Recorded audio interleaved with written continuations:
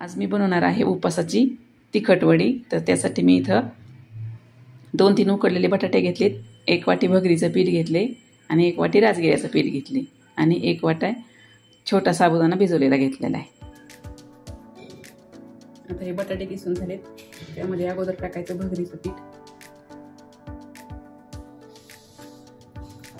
नंतर थोडं शिल्लक ठेवायचं, नंतर लागलं तर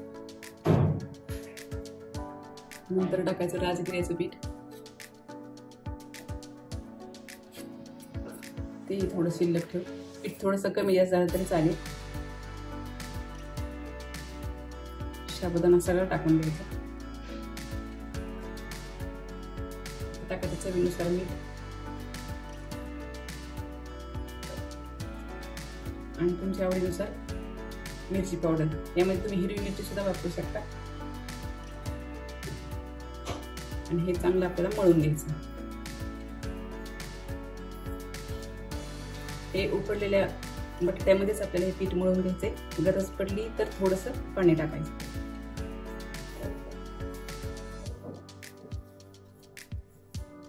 आता हे थोडंसं कोरडं वाटते, अगदी 2-3 चमचे पाणी टाकायचं।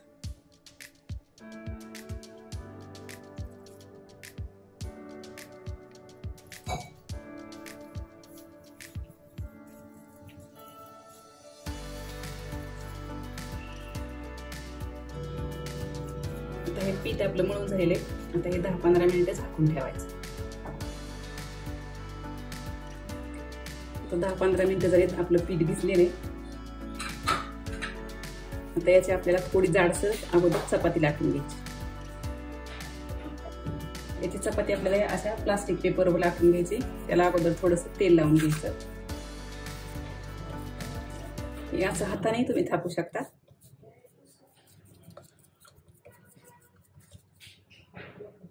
आता ही आपली गोल चपाती थापून झालेली, याच्या आपल्याला चौकोनी वड्या कापून घ्यायच्या।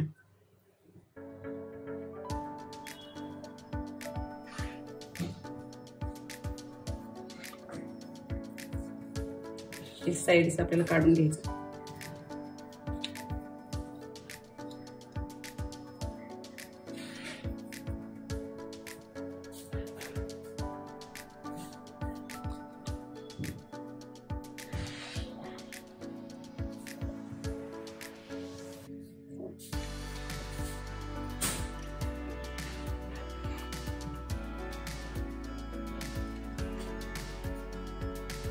ह्या वड्या आपल्याला तेलामध्ये तळून घ्यायच्या।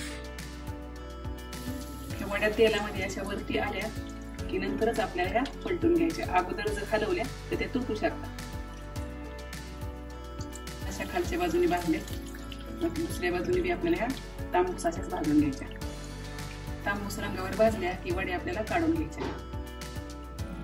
एकदम मस्त अशा कुरकुरीत वड्या तयार आहेत। ह्या उपासामध्ये तुम्ही अशा प्रकारच्या वड्या नक्की करून पहा।